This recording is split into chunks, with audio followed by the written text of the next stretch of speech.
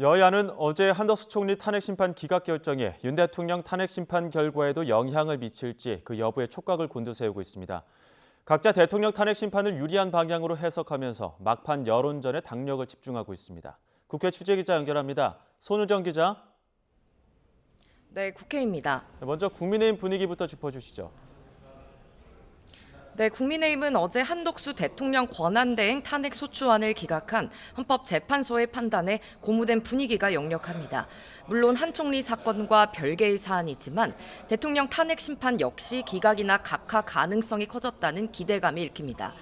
당 법률자문위원장인 주진우 의원은 라디오에 출연해 대통령 탄핵 심판 선고가 늦어지는 것도 인용 의견 6표를 모으지 못하고 있는 것이라고 주장했습니다.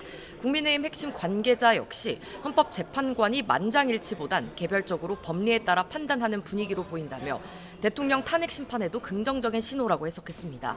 여당은 한대행 탄핵을 추진한 야당을 향해 날선 비판도 쏟아냈습니다. 권성동 원내대표는 아침 회의에서 이재명 민주당 세력은 한대행 탄핵 소추 기각에 100배 사죄에도 모자랄 판에 마은혁 헌법재판관 후보자 임명을 압박하며 재탄핵 가능성을 시사했다면서 집단 관기가 극단에 치달았다고 맹비난했습니다. 민주당을 비롯한 5개 야당이 마은혁 후보자 미임명 등을 이유로 추진하는 최상목 부총리 탄핵에도 우원식 의장이 정쟁용 탄핵 폭거를 저지할 의무가 있다며 탄핵 소추안 표결을 위한 본회의가 열려서는 안 된다고 지적했습니다. 이런 가운데 여당은 한대행이 복귀하자 본격적인 민생 현안 논의에 착수했습니다. 조만간 고위 당정 협의회를 열고 재난 대응 예비비 2조 원을 포함한 추가 경정 예산을 상의하겠다는 방침입니다. 네, 그럼 민주당 기류는 지금 어떻습니까?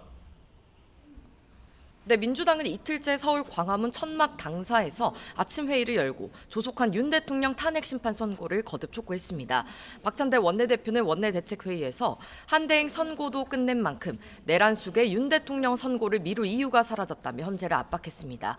마은혁 헌법재판관 후보자 임명도 요구했는데 한대행이 마 후보자를 즉시 임명하지 않는 건 파면 사유라고 날을 세웠습니다.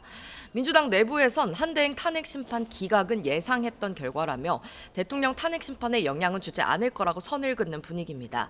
한대행 직무 복귀와 무관하게 최상목 경제부총리 탄핵 역시 계속 추진하겠다고 강조했는데요.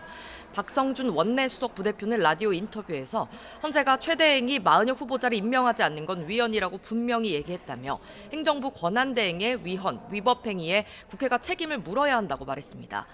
다만 직무 복귀한 한대행이 마 후보자를 임명하지 않을 경우 재탄핵할 수 있다는 관측에는 너무 앞서는 것 같다고 일축했습니다.